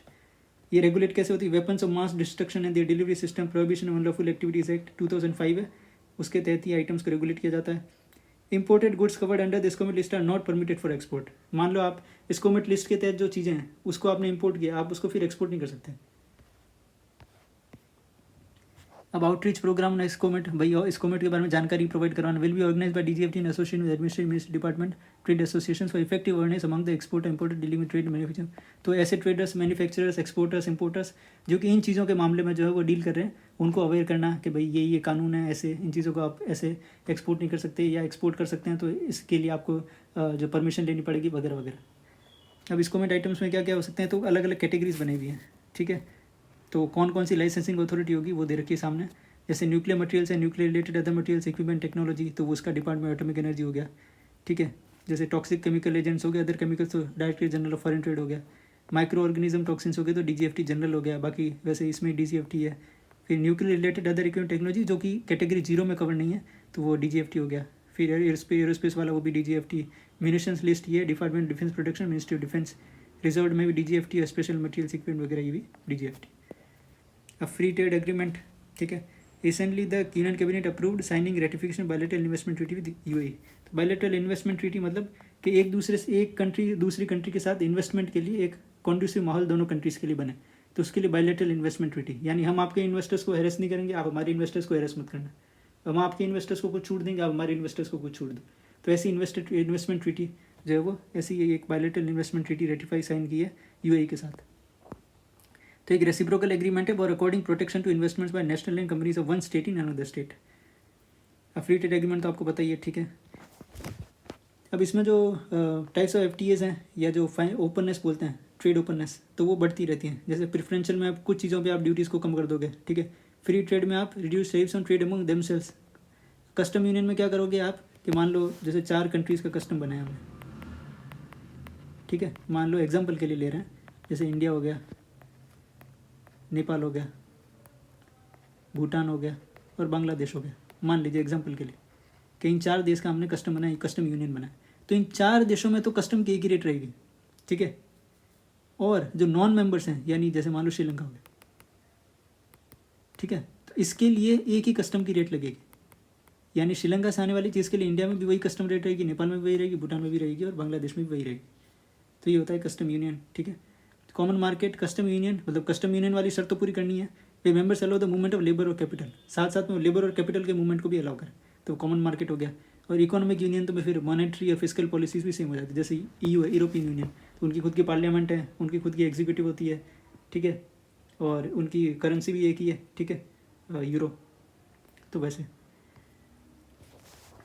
FTA में इंटेलेक्चुअल प्रॉपर्टी राइट्स भी कवर हो सकते हैं, investment, government procurement, competition policy भी कवर हो सकती हैं। अब जैसे अब FTA वैसे तो डिस्क्रिमिनेटरी सिस्टम है, क्योंकि ये कुछ देशों के बीच में ये कुछ देश मिल करके दूसरे देशों के साथ फिर अलग एक सिस्टम बना रहे हैं। लेकिन चूंकि आपको पता है कि जनरली अब सारी कंट्रीज़ के बीच में तो ऐसा बनना मुश्किल है, तो एक तरीके से however FTAs are authorised under the WTO, country may enter in FTA with observe certain condition stipulated in the relevant provisions of the WTO agreement. यानी कुछ अगर रिलेवेंट प्रोविजंस है WTO एग्रीमेंट के, वो उनको पालन करते हैं तो FTA को जनरली मान लेते हैं। अब इंडिया ने 13 कंट्रीज़ के साथ होते हुए FTA साइन किया है, Sri Lanka, Nepal, Bhutan, Thailand, Singapore, south Korea, Japan, Malaysia, Mauritius, UAE और ऑस्ट्रेलिया। तो UAE और ऑस्ट्रेलिया के साथ अभी भी किया है। ऑस्ट्रेलिया के साथ किया उसको बोलते हैं economic cooperation and trade agreement, और UAE के साथ जो किया comprehensive economic partnership agreement. Exports to countries जिसके साथ FTA है वो उसमें हमारे लास्ट 5 साल में 20.75% की ग्रोथ देखी गई है। रिसेंट डेवलपमेंट्स है, innovative design, for the first time India is included digital trade.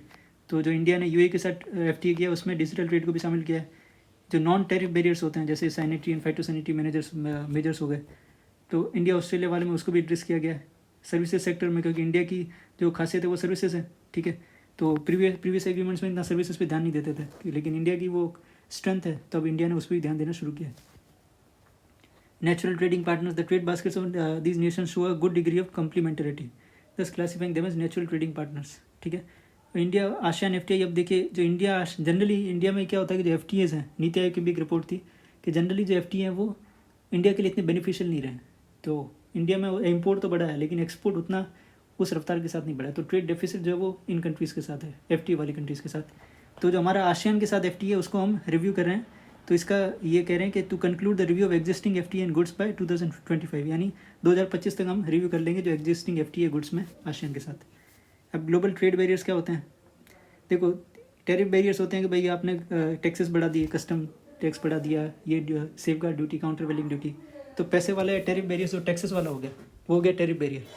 Non tariff barrier are policy measures, जो कि टैरिफ से अलग होते हैं, लेकिन वो भी एक तरीके से उसमें टैक्स तो नहीं लगा रहे, लेकिन वो उसमें कुछ लग देंगे, जैसे ये सैनिटरी एंड फाइटोसैनिटरी मेजर्स, ठीक है। जैसे नॉन टेक्निकल बैरियर, जैसे ट्रेड प्रोटेक्टिव मेजर्स, जैसे rules of origin, trade related investment measures, export related measures, ठीक है। तो ये नॉन टैरिफ बैरियर्स होगी जिसमें टैक्स नहीं लगा रहे, पर इनडायरेक्टली वो आपके इंपोर्ट्स को रेस्ट्रिक्ट कर रहे हैं।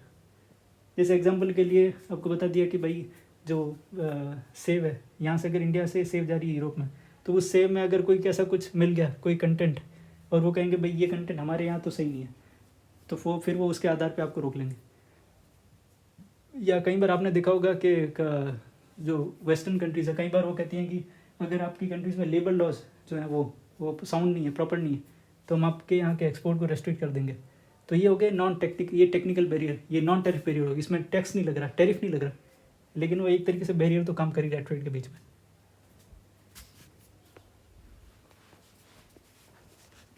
जैसे technical barrier, non technical export related, तो इम्पैक्ट क्या होते हैं, ठीक है। तो according to an assessment 80% India's trade is subject to some NTBs। तो की इंडियन एक्सपोर्ट जो रूटीनली फेस करते हैं नॉन टैरिफ बैरियर, जैसे टी हो गई, बासमती राइस हो गई, एनिमल प्रोडक्ट्स हो गई, chemical products to EU, sesame seeds, shrimps, medicine, apparels to Japan, meat, fish, dairy and industry products to China, fruits and shrimps to USA। जैसे sanitary and phytosanitary measures are main constraints to Indian exports in advanced economies. अब UNCTAD United Nation Conference of Trade and Development release trade and development report. तो सबसे पहले अपने को ये ध्यान रखना है ट्रेड एंड डेवलपमेंट रिपोर्ट कौन रिलीज़ करता है, तो UNCTAD United Nation Conference of Trade and development. क्या है ये, तो ये यूनाइटेड नेशन असेंबली ने 1964 में एस्टेब्लिश की थी, परमानेंट इंटर गवर्नमेंटल बॉडी है यूनाइटेड नेशंस की, 195 मेंबर्स है जिसमें इंक्लूडिंग इंडिया है। मैंडेट क्या है, ये 4 मेन एरियाज पे करता है, एक तो trade and development, investment and enterprise, technology and innovation और macro economics and development policies. Function क्या करता है, डेवलपिंग कंट्रीज़ को हेल्प करना ताकि वो मोर इक्विटेबली ग्लोबल इकोनॉमी में पार्टिसिपेट कर पाएँ, डेवलपिंग कंट्रीज़ के एफर्ट्स को सपोर्ट करना ताकि वो trade, investment, finance and technology में एज व्हीकल्स फॉर इंक्लूजिंग और सस्टेनेबल डेवलपमेंट। अब इनकी कौन कौन सी और रिपोर्ट्स हैं, तो trade and development report, world investment report, digital economy report, technology and innovation report, review maritime transport. तो एक बार देख लीजिएगा कि कभी कोई रिपोर्ट पूछ ली कि ये कौन रिलीज़ करता है। अब की फाइंडिंग्स ऑफ द रिपोर्ट, भाई ग्लोबल इकोनॉमी का आउटलुक क्या कह रहे हैं कि भाई ये कह रहे हैं कि 2023 में 2.4% ग्रोथ रहेगी, ठीक है। दूसरा इंडिया का इकोनॉमिक प्रोजेक्शन ये कह रहे हैं कि 6.6%, हालांकि ये अपने काम का नहीं है, ये कोई ऐसे पूछा नहीं जाएगा। अब WTO क्या है, तो India appealed against ruling by the WTO dispute settlement body that India violated zero tariff commitment under the information technology agreement. तो एक इंफॉर्मेशन टेक्नोलॉजी एग्रीमेंट है, उसके तहत इंडिया ने जीरो टैरिफ कमिटमेंट को वायलेट किया, ऐसा एक डिस्प्यूट सेटलमेंट बॉडी का रूल है जिसका इंडिया ने अपील किया अगेंस्ट में। अब डिस्प्यूट सेटलमेंट जो WTO उसका, ठीक है, उसमें 2 तरीके हैं, एक तो या तो पार्टीज म्यूचुअली एग्री कर जाएं कि भाई सॉल्यूशन फाइंड कर लें, और या फिर एडजुडिकेशन से हो, ठीक है। तब इसमें 3 स्टेजेस होती हैं। भाई पहला तो कंसल्टेशन से कि भाई मान लो इंडिया और USA के बीच में कोई दिक्कत है तो इंडिया और USA आपस में मिलकर बातचीत कर लें। अब मान लो दोनों साइड्स बातचीत से निकाल नहीं पाती हल, तो फिर एडजुडिकेशन के लिए जाएगा। तो पहला एडजुडिकेशन का जो स्टेज है वो तो है एडजुडिकेशन बाय पैनल्स, ठीक है। अब ये डिस्प्यूट सेटलमेंट पैनल बोलते हैं इसको। तो अब डिस्प्यूट सेटलमेंट पैनल को एस्टेब्लिश किया जाएगा, वो उस पर कुछ करेगा। अब डिस्प्यूट सेटलमेंट पैनल कोई डिसीजन देता है तो आप उसको अपील कर सकते हो WTO की अपीलेट बॉडी में। लेकिन अभी क्या हुआ, WTO की अपीलेट बॉडी में 7 मेंबर्स होते हैं जनरली, और मिनिमम 3 मेंबर होने चाहिए।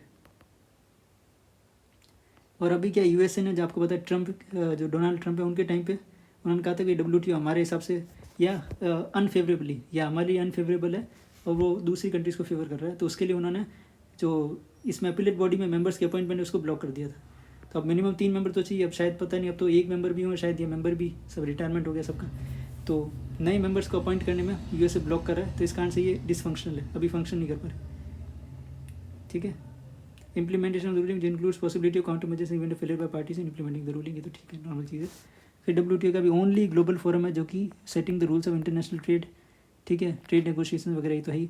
माराकेश एग्रीमेंट जो हुआ था WTO वाज साइंड इन 1994। तो ओरुंगवे राउंड ऑफ टॉक्स हुई थी 1986 से 1994 तक। फिर उसके बाद में WTO की स्थापना हुई माराकेश एग्रीमेंट के थ्रू। WTO जो general agreement on trade and tariff, ये 1948 में फाउंड किया था, तो उसका ये सक्सेसर है, और इसमें 164 मेंबर्स हैं इंक्लूडिंग इंडिया।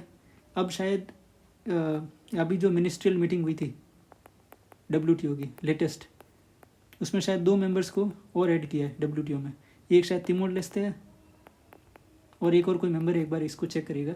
जो नई मिनिस्ट्रियल मीटिंग हुई है उसको एक बार, उसकी जो रिकमेंडेशन या उसकी जो फैसले हुए होंगे, डिसीजंस हुए होंगे, उसको एक बार पढ़ लीजिएगा, वो भी इंपॉर्टेंट है।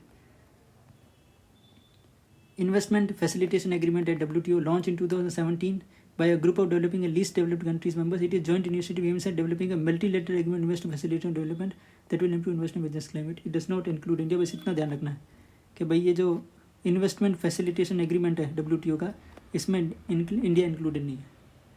अब डेवलपिंग कंट्री स्टेटस, अब पता है ट्रंप के टाइम पे जो उन्होंने कहा था कि चाइना और इंडिया को डेवलपिंग कंट्री का स्टेटस नहीं मिलना चाहिए, क्योंकि ये डेवलपिंग कंट्री के नाम पे इनको कुछ रियायतें मिलती है, कंसेशन मिलते हैं, जबकि ये डेवलपिंग कंट्रीज़ है नहीं, ठीक है। तो legislation establishes a US policy against granting China developing status in future treaties and international organisation.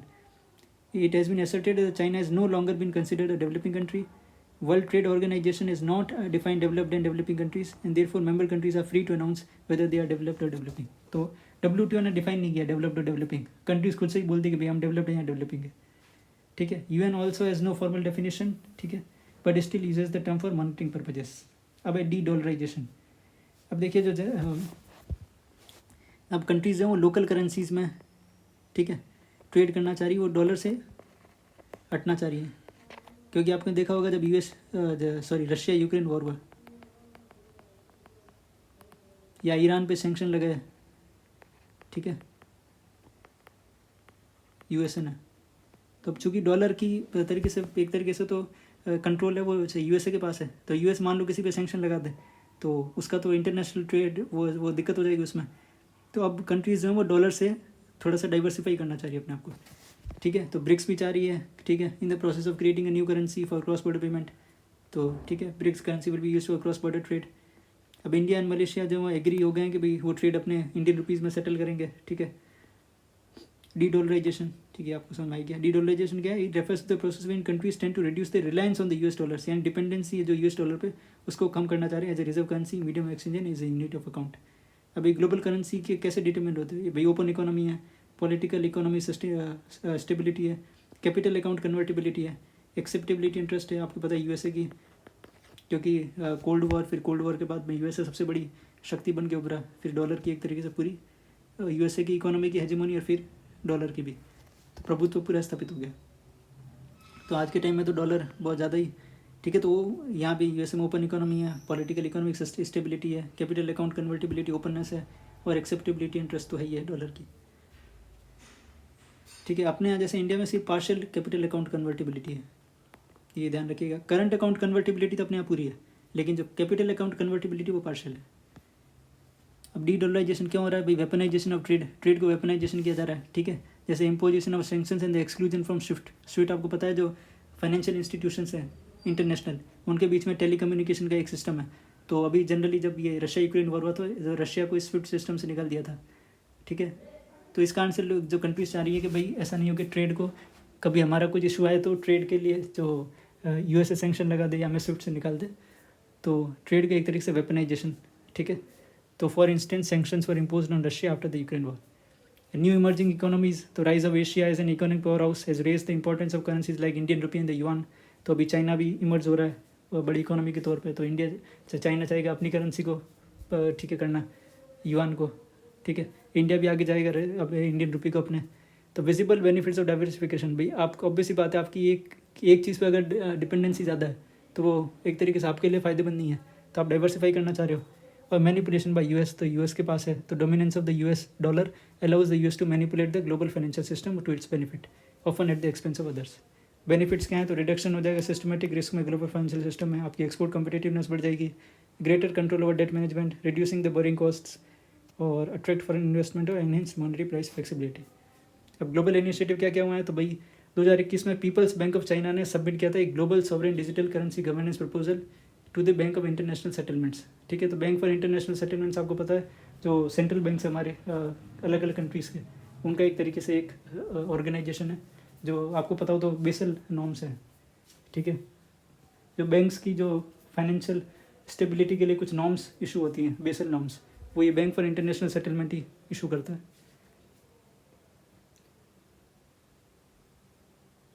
फिर उसके बाद में African continental free trade area is promoting intra African trade using local currency. तो रीजनल ग्रुपिंग्स भी बन रही हैं, ठीक है। तो इंट्रा अफ्रीकन ट्रेड मतलब अफ्रीकन कंट्रीज़ के बीच में इस यूनियन की जो ट्रेड है वो चाहना है कि लोकल करेंसीज में ही हो। European central banks target two system enables EU member countries to conduct trade and financial transactions in euros. तो ऐसे रीजनल ऑर्गेनाइजेशन बन रहे हैं, ठीक है। अब initiatives taken for internationalisation of rupee, तो cross border borrowing in rupee, ठीक है। तो आपको पता होगा rupee denominated bonds, masala bonds, ठीक है, वो इशू किए गए। तो इंडियन कॉर्पोरेट्स को to issue rupee denominated bonds overseas. तो ये रुपी डिनोमिनेटेड होते हैं तो जो एक्सचेंज रेट का रिस्क है वो नहीं होता, और वो जो इंडियन कॉर्पोरेट्स हैं वो पैसा उठा सकते हैं फॉरेन से इंडियन रुपीज़ में, और उनको चुकाना भी इंडियन रुपीज़ में पड़ेगा, तो एक्सचेंज रेट का रिस्क नहीं होगा। दूसरा ट्रेड सेटलमेंट इन रुपी, ठीक है। तो जनरली दूसरी कंट्रीज़ के साथ रुपी में, ठीक है। तो अभी रशिया के साथ, ठीक है, रूबल में और रुपी में जो वो चल रहा था। अभी नॉस्ट्रो वॉस्ट्रो क्या होता है? मान लीजिए ये एसबीआई है और ये मान लो रशिया की कोई बैंक है, रशियन बैंक, ठीक है। अब एसबीआई बैंक में रशियन बैंक का पैसा अगर इंडियन करेंसी में, इंडियन रुपीज़ में, तो ये क्या हो गया? एसबीआई के लिए क्या हो गया? Vostro account. अब एसबीआई का अगर खाता रशियन बैंक में रूबल में, तो एसबीआई के लिए क्या हो गया? Nostro account. नॉस्ट्रो का मतलब है कि उस कंट्री का दूसरी कंट्री में उसकी करेंसी में खाता, और वही अगर रशियन बैंक यानी दूसरी कंट्री का अपनी कंट्री में अगर अपनी करेंसी में खाता हो तो वो वॉस्ट्रो अकाउंट हो गया, तो ये नॉस्ट्रो वॉस्ट्रो अकाउंट होते हैं। तो ये जनरली उसके लिए होते हैं कि आपको करेंसी अपनी करेंसी में एक दूसरे करेंसी में ट्रेड करने के लिए। फिर हो गया करेंसी स्वैप। तो करेंसी स्वैप क्या होता है, जैसे मान लो एग्जांपल के लिए कि इंडिया श्रीलंका नहीं करेंसी स्वैप एग्रीमेंट साइन किया था $400 मिलियन का। अब इसका क्या होगा कि $400 मिलियन का ये इतना उधार देगी डॉलर्स में श्रीलंका को इंडिया। तो इनको कितने मिल गए, $400 मिलियन। अब इनके मान लो फॉरेक्स की दिक्कत आ रही है कि इनके पास एनएफ डॉलर्स नहीं है इंपोर्ट्स के लिए, तो इनको तो मिल गए $400 मिलियन। और इनको वापस चुकाने डॉलर्स में नहीं है, वापस ये रुपीज़ में चुका सकते हैं, इंडियन रुपीज़ में। और इंटरेस्ट रेट्स भी कम होती हैं, ठीक है।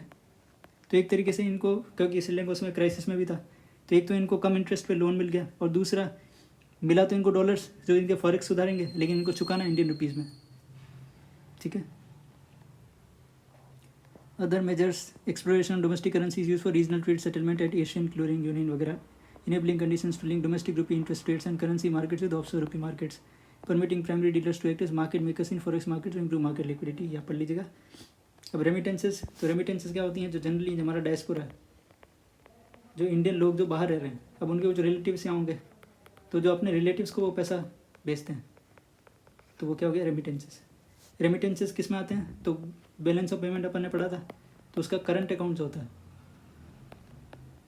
ठीक है, उसमें आते हैं रेमिटेंसेस। तो इंडिया में खूब रेमिटेंसेस आते हैं, ठीक है। तो वर्ल्ड बैंक ने एक रिपोर्ट रिलीज़ की, तो सबसे पहले रिपोर्ट किसने रिलीज़ की, वर्ल्ड बैंक ने। क्या है रिपोर्ट का नाम, migration development brief leveraging diaspora finances for private capital mobilisation. तो ग्लोबल रेमिटेंस जो है वो $860 बिलियन के आसपास 2023 में 3% का इसमें ग्रोथ हुआ 2022 से। और लो एंड मिडिल इनकम कंट्रीज़ को जो रेमिटेंसेज जा रही वो अराउंड $669 बिलियन, देखिए 860 में से $669 बिलियन तो लो एंड मिडिल इनकम कंट्रीज़ को जा रही है, तो इसमें भी 3.8% की ग्रोथ। अब रेमिटेंसेज जो है एक्सटर्नल फाइनेंस फॉर जो इनके लो मिडिल इनकम कंट्रीज़ के लिए एक प्रीमियर सोर्स है relative to FDI and official development assistance. Remittances growth in South Asia is projected to be highest among जो low and middle income countries है, उसमें भी 2024 में सबसे ज़्यादा जो रेमिटेंस का ग्रोथ है वो साउथ एशिया में है। और इसका सबसे बड़ा मेन कारण है वो इंडिया है, क्योंकि इंडिया में खूब आ रहे हैं। इंपॉर्टेंस क्या है, तो मैक्रो पर्सपेक्टिव से आप देखेंगे तो भाई remittances increase the consumption in the economy, क्योंकि रेमिटेंसेज से पैसा आएगा तो वो खर्च करेंगे तो कंजम्पशन बढ़ेगा, डिस्पोजेबल इनकम बढ़ेगी फैमिलीज़ की, ठीक है। तो डिमांड बढ़ेगी गुड्स की, फिर प्रोड्यूस होगा, एम्प्लॉयमेंट वगैरह वो सब। This helps in pushing up the GDP growth. अब remittances account for nearly 3% of India GDP, तो इतना ज़्यादा। तो ये when India state deficit widens remittances provide a much needed question. तो आपको पता है करंट अकाउंट में भी है, ठीक है। तो अब करंट अकाउंट में आपको पता है जो सर्विसेज और गुड्स का तो ट्रेड है, तो सर्विसेज में तो चलो अपन सरप्लस है, लेकिन गुड्स में अपना बहुत ज़्यादा डेफिसिट है, तो उसको भी एक तरीके से बैलेंस करने में रेमिटेंसेज का भी हाथ है। डिस्पोजेबल इनकम बढ़ जाती है, ठीक है। अब major source for external finance for developing countries, और इकोनॉमिक सर्वे 2022-23 के हिसाब से सर्विसेज एक्सपोर्ट के बाद सबसे बड़ा जो सोर्स है एक्सटर्नल फाइनेंसिंग का इंडिया के लिए वो है रेमिटेंसेस। तो इतना इंपॉर्टेंट है ये। और रेमिटेंसेस वही transfer of money by individuals typically migrant workers to family members in their home countries. भाई टॉप 3 रेसिपिएंट कौन है, तो इंडिया पहले नंबर पे है एब्सोल्यूट नंबर में, ध्यान रखना ये नंबर में, मैक्सिको फिर चाइना। और परसेंटेज के हिसाब से देखें तो ताजिकिस्तान, टोंगा, लेबनान, पर एब्सोल्यूट नंबर में देखें तो इंडिया, मैक्सिको, चाइना, फिर और परसेंटेज में ताजिकिस्तान, टोंगा और लेबनान। फिर स्टेट वाइज देखें तो 2020-21 का है महाराष्ट्र, केरला, तमिलनाडु। और कंट्री वाइज देखें तो कहाँ से आ रहे हैं हमको इंडिया को, तो USA से आ रहा है 23.4%, UAE से 18%, UK से 6.8%। आपको पता है वर्ल्ड बैंक ग्रुप में 5, पहला जब वर्ल्ड बैंक बना था शुरुआत में, ठीक है, तब शायद यही 2 थी, international bank for reconstruction development और इंटरनेशनल डेवलपमेंट असिस्टेंस। फिर धीरे धीरे ये भी जुड़ी, इंटरनेशनल फाइनेंस कॉरपोरेशन, सॉरी ये तो 1960 में बनी, पहले यही थी international bank for reconstruction development.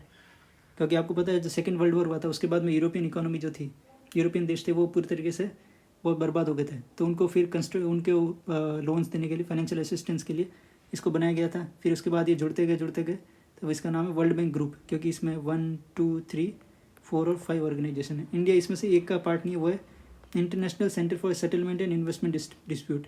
इसका इंडिया मेंबर नहीं है, बाकी चारों का इंडिया मेंबर है, ठीक है।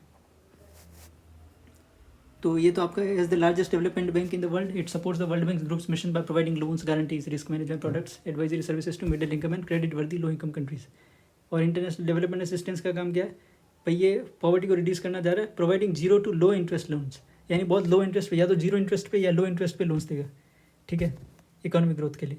और जो प्राइवेट सेक्टर आम है वर्ल्ड बैंक ग्रुप की, वो इंटरनेशनल फाइनेंस कॉर्पोरेशन, इसका भी काम तो सबका वही है, reduce global poverty. Multilateral investment guarantee agencies, ठीक है, was created to complement public and private sources of investment, insurance against non commercial risk in developing countries. तो कोई इन्वेस्टर अगर इन्वेस्ट करना चाह रहा है डेवलपिंग कंट्रीज़ में, तो उसको एक तरीके से इंश्योरेंस प्रोवाइड करवाते हैं ये मल्टीलेटरल इन्वेस्टमेंट गारंटी एजेंसी। और ये तो है सेटलमेंट के लिए, इन्वेस्टमेंट डिस्प्यूट हो गए तो उसके सेटलमेंट के लिए ये ऑटोनोमस इंटरनेशनल इंस्टीट्यूशन है under the convention on settlement of investment disputes between states and nationals of other states, the ICSID और द वाशिंगटन कन्वेंशन। इसको वाशिंगटन कन्वेंशन भी बोलते हैं, इंडिया इसका मेंबर नहीं है। अब वर्ल्ड बैंक ग्रुप की कौन कौन सी की पब्लिकेशन है, एक तो डूइंग बिजनेस रिपोर्ट, जो कि बाद में फिर एक तरीके से ईज ऑफ डूइंग बिजनेस जो रिपोर्ट थी उसको बंद कर दिया गया। फिर global economic prospects, global financial development report, commodities market outlook, poverty and shared prosperity, world development report. तो ये ध्यान रखना। अब लिबरलाइज्ड रेमिटेंस स्कीम, ये क्या है? तो 2004 में इसको शुरू किया गया था। इसका काम यह है कि to liberalise the existing foreign exchange regulations and facilitate the smooth transfer of funds abroad by Indian residents. यानी भाई किसी इंडियन रेजिडेंट को अपना पैसा जो फॉरेन ट्रांसफ़र करना है, मान लो आप चले गए, ये कई बच्चे जो हैं वो मेडिकल लिया एजुकेशन के लिए बाहर जाते हैं, तो वो बाहर जाने तो वहाँ उनको पैसा चाहिएगा, ठीक है, तो वो कितना पैसा इस्तेमाल कर सकते हैं, तो उसको स्मूथ करने के लिए भाई डॉलर्स चाहिए वहाँ, तो उसकी फ्रीली रेमिट अप टू $250,000 पर फाइनेंशियल ईयर, यानी हर फाइनेंशियल ईयर में 250,000 तक वो निकाल सकते हैं, फ्रीली रेमिट कर सकते हैं, यानी यहाँ से वो दूसरी कंट्रीज में भेज सकते हैं, यूज़ कर सकते हैं।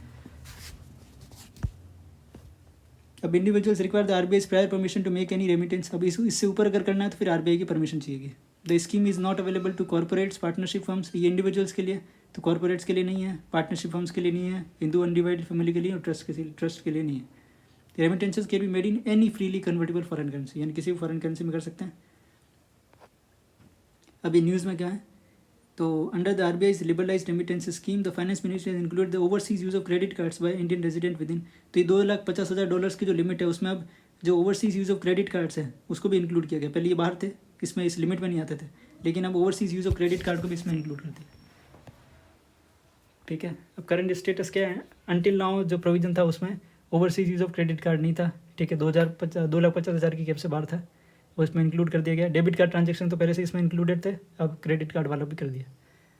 ये फेम के रूल्स क्या हैं, तो ये under the foreign exchange management act, आपको पता है फॉरेन एक्सचेंज के लिए मैनेजमेंट के लिए अपने यहाँ 1999 का एक्ट है, जिसको ED देखती है, इन्फोर्समेंट डायरेक्टरेट, ठीक है, उसके तहत रूल्स बनाए गए हैं फेम के रूल्स,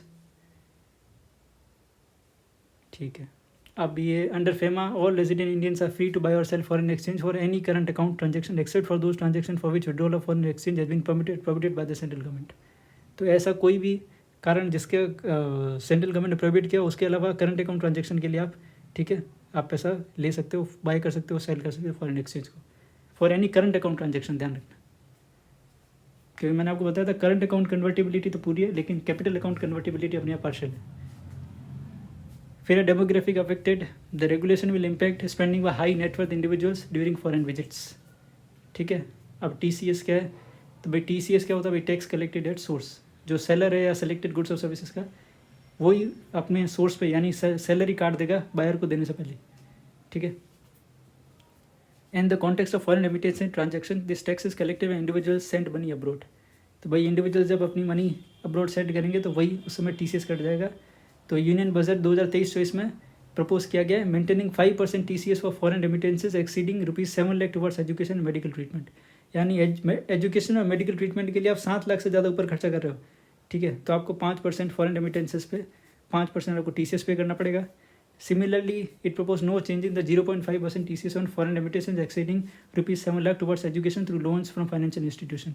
और अगर आपने एजुकेशन के लिए फाइनेंशियल इंस्टीट्यूशन से लोन लिया है 7 लाख से ऊपर का, ठीक है, तो आपको फिर 0.5% का TCS जो है वो देना, वो तो पहले भी इतना ही था, अब भी इतना ही है। However for foreign remittances for other purposes under LRS and purchase of an overseas tour programme, यानी इन एजुकेशन और मेडिकल ट्रीटमेंट के अलावा बाकी पर्पजेस के लिए अगर आप इस स्कीम का यूज़ लेते हो, तो अब आपका जो TCS था वो 5% से बढ़ा के 20% कर दिया, ठीक है। बाकी अपन देख ही चुके हैं। अब आप रेमिटेंसेज का क्या यूज़ कर सकते हो, क्या नहीं कर सकते हो। तो भाई आप एक तो जो उसमें रूल्स में जो लिखी हुई चीज़ें जो प्रोहिबिटेड हैं उसके लिए आप यूज़ नहीं कर सकते, ठीक है। अब आप ऐसा नहीं कर सकते कि भाई आप पैसा लो और फिर उसको फॉरेक्स में ट्रेड के लिए यूज़ करो, ठीक है, वो नहीं कर सकते। Capital account remittances to countries identified by FATF as non cooperative countries, यानी जो फाइनेंशियल एक्शन टास्क फोर्स है उन्होंने जिन कंट्रीज़ को नॉन कोऑपरेटिव बोला है उन कंट्रीज़ के लिए कैपिटल अकाउंट रेमिटेंसेस नहीं कर सकते उन कंट्रीज़ में। To those individuals and entities identified as posing risk of committing acts of terrorism, तो ऐसे इंडिविजुअल्स एंटिटीज़ जो कि आइडेंटिफाई किए गए हैं जो कि टेररिज्म के एक्ट के लिए रिस्क पोज करता है। और for gifting to another resident in foreign currency, भाई गिफ्ट करने के लिए भी आप अनदर रेजिडेंट को इन फॉरेन करेंसी। परमिसिबल क्या है, तो आपके प्राइवेट विजिट्स के लिए any country accept Nepal and Bhutan, gift donation देना हो, गोइंग अब्रॉड फॉर एम्प्लॉयमेंट, ठीक है, इमिग्रेशन के लिए, maintenance of close relatives abroad, ठीक है, आपके कोई रिलेटिव्स रह रहे हैं उसके लिए, ट्रेवल फॉर बिजनेस और कॉन्फ्रेंस और स्पेशलाइज ट्रेनिंग और for medical expenses, studies abroad, ये तो है ही। फिर credit rating agencies, credit rating agencies क्या होती हैं, जो हमारी कंपनीज होती हैं या बैंक्स होते हैं उनकी, जो इवन गवर्नमेंट की भी, कि भाई वो क्रेडिट रेट देते हैं कि भाई ये कितने साउंड है, कि भाई ये अपना जो पैसा उधार ले रहे हैं ये उसको चुका सकते हैं नहीं चुका सकते, तब इनकी जो रेटिंग होती है उसके आधार पे इनको इंटरेस्ट भी चुकाना पड़ता है। तो अगर इनकी रेटिंग अच्छी होगी तो इनको कम इंटरेस्ट पे पैसा मिल जाएगा, और इनकी रेटिंग अगर गिर जाएगी तो इनको ज़्यादा इंटरेस्ट पे पैसा है। तो इंडियन गवर्नमेंट्स की भी इंटरेस्ट रेट जो क्रेडिट रेटिंग की जाती है, और जनरली गवर्नमेंट की कम होती है, और गवर्नमेंट की अगर जो क्रेडिट रेटिंग है वो अगर गिर जाती है तो उसके साथ साथ जो उस कंट्री के कॉरपोरेट्स हैं या उस कंट्री की कंपनीज़ हैं उनकी भी क्रेडिट रेटिंग गिर जाती है, क्योंकि सबसे ज़्यादा विश्वसनीय तो गवर्नमेंट को माना जाता है क्रेडिबल। अगर उसकी गिर जाए क्रेडिट रेटिंग तो फिर उसके साथ साथ उस देश की जो कंपनीज हैं उनकी भी क्रेडिट रेटिंग गिर जाती है। तो रेटिंग एजेंसीज मूडी ने जो Ba3 रेटिंग इंडिया की उसको मेंटेन रखा है, और stable outlook on the Indian economy. अब ये इन्होंने एक्सप्लेन कर रखा है क्या क्या मतलब होता है इसका, ठीक है, ये आप देख लीजिएगा। Global credit rating agency sovereign rating assesses the credit worthiness of countries and key gauge for investors covering more than 66 trillion in sovereign debt, ठीक है, ये ठीक है। India is rated investment grade by 3 major credit rating agencies, Standard and Poor's, Moody's and Fitch. बहुत सारे क्राइटेरिया होते हैं, political risk, taxation, currency value, labour loss. Another is sovereign risk when a countries central bank can change it's foreign exchange regulations. अब role of credit ratings क्या होते हैं, भाई इन्वेस्टर्स को मदद करते हैं कि भाई ये इसमें आप इन्वेस्ट करो या नहीं करो, क्योंकि उसकी क्रेडिट रेटिंग अच्छी होगी तो इन्वेस्टर्स को लगेगा यहाँ इन्वेस्ट करने में कोई रिस्क कम है। Encourage entities to pay on time, depict likelihood of a borrower default on or repay a loan with interest, enable nations and states to sell bonds to investors in domestic and international market. अब देखो इस पर सवाल आया था 2022 के pre में कि भाई सबसे पहला स्टेटमेंट था कि भाई रेगुलेट कौन करता है क्रेडिट रेटिंग एजेंसीज को इंडिया में, तो सेबी करता है पहली चीज़ तो ये, उसमें RBI ऑप्शन में था। हालांकि उस ऑप्शन को ही एलिमिनेट करने से आंसर आ गया था, पर अब एलिमिनेशन वाले सवाल थोड़े कम हो गए, तो अपने को थोड़ी सारी जानकारी हो तो ठीक है। एक तो सेबी रेगुलेट करता है, ठीक है, इस SEBI credit rating agencies regulation 1999 के तहत there are 7 credit rating agencies in India. ये तो इंटरनेशनल है, Standard and Poor's, Moody's, Fitch. जो इंडिया की हैं वो 7 हैं, एक तो क्रिसिल है, केयर है, इकरा है, एक्यूट रेटिंग्स है, ब्रिकवर्क रेटिंग है, इंडिया रेटिंग्स है, research private limited and informatics valuation rating private limited. क्या करती हैं, तो भाई market participant with timely information and best opinions, help the financial market grow and more efficient, evaluate and assess in individuals और companies credit worthiness.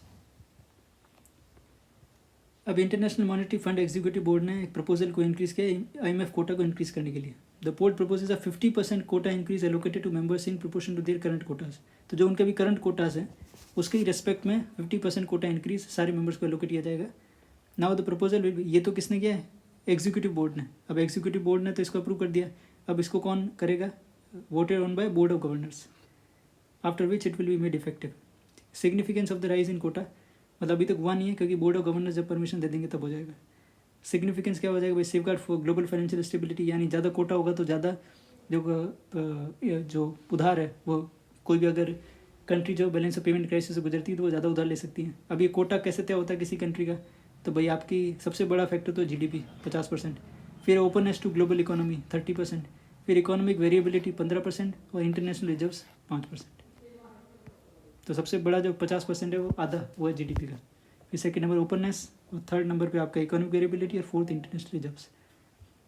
Reduce reliance on borrowed resources, ठीक है भैया, आपको IMF से अगर ज़्यादा लोन मिल जाएगा तो फिर आपको बाहर दूसरे बोरोड रिसोर्सेज से आपको रिलायंस जो है वो कम हो जाएगी। Currently the fund relies on bilateral borrowing arrangements and pledges to a crisis lending fund called the new arrangements to borrow. तो ये ध्यान रखनी है, नाम ध्यान रखने भाई, ऐसे पूछ लेते हैं the new arrangements to borrow, ठीक है, is related to which institution, तो ये वो WTO IMF वगैरह, तो भी ध्यान रखना है आपको। फिर IMF quotas are the building blocks of IMF financial and governance structure. Quotas are denominated in SDR। तो SDR आपको पता है ये IMF का यूनिट ऑफ अकाउंट है, ये कोई करेंसी नहीं है ना कोई क्लेम है, ठीक है, ये IMF का यूनिट ऑफ अकाउंट है, ठीक है। तो आपके कोटास को डिनोमिनेट करते हैं SDR में। ये SDR क्या होता है, पहले 4 करेंसीज थी, 5 2016 या 15 में युआन को भी, जो चाइनीज़ रेनमिन भी है उसको भी जोड़ दिया गया, तो 5 करेंसीज, ठीक है, उनका फिर कुछ वेटेज होता है, तो उसके हिसाब से फिर ये SDR जो तय होता है। Use of quotas is to determine resource contribution of a member, voting power in IMF decision. तो जिसका जितना कोटा उसका ही उसको कंट्रीब्यूशन करना है, उसका ही उसका IMF डिसीजन में वोटिंग पावर ज़्यादा होगी, ठीक है। पर 1 लाख SDR पे उसको 1 वोट मिलता है, ठीक है, प्लस बेसिक वोट तो सबको सब बराबर मिलते हैं, पर उस पर एक्स्ट्रा किसको मिलेगा, तो भाई आपका 1 लाख SDR पे आपको 1 वोट मिलेगा। Amount of loan member can opt in for, जितना आपका कोटा ज़्यादा उतना ही आप लोन जो है वो वहाँ से ले सकते हैं। इंडिया के जनरल एलोकेशन व SDR, तो जो SDR का एलोकेशन अगर जनरल एलोकेशन होगा वो भी कोटा के आधार पर होता है। इंडिया का भी कोटा है 2.75% और वोटिंग राइट्स है 2.63%। IMF क्या है, founded at the Bretton Woods conference in 1944। Countries must first join IMF to be eligible to join the World Bank group. क्योंकि IMF क्या एक तरीके से पे IMF आपने ज्वाइन कर लिया मतलब आपकी क्रेडिबिलिटी है, जब आपकी क्रेडिबिलिटी होगा तभी आपको वर्ल्ड बैंक में एंट्री मिलेगी। तो पहले आपको IMF फिर वर्ल्ड बैंक ग्रुप। फिर IMF के 3 क्रिटिकल मिशंस हैं, क्या क्या हैं, एक तो फर्दरिंग इंटरनेशनल मॉनेटरी कोऑपरेशन, ठीक है, नाम में ही है international monetary fund, encouraging the expansion of Trade and economic growth, discouraging policies that would harm prosperity, और 190 मेंबर है including India. Connections it cooperates closely with other groups including G20 and supports the G20's efforts to sustain international economic cooperation through its mutual assessment process. Key reports of World Economic Outlook, Global Financial Stability Report, ये important है। तो अपन ने आज 3 institution की पढ़ी है की reports. पहले तो आई थी अंकटाड की United Nations conference on trade and development, उसकी ट्रेड एंड डेवलपमेंट रिपोर्ट थी, फिर एक इन्वेस्टमेंट रिपोर्ट थी।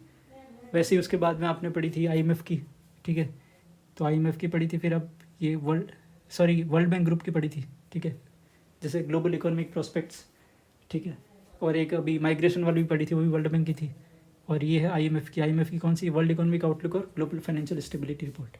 तो आज इसको इतना ही रखते हैं, ठीक है। अगले लेक्चर में हम 7th चैप्टर से चालू करेंगे, एग्रीकल्चर।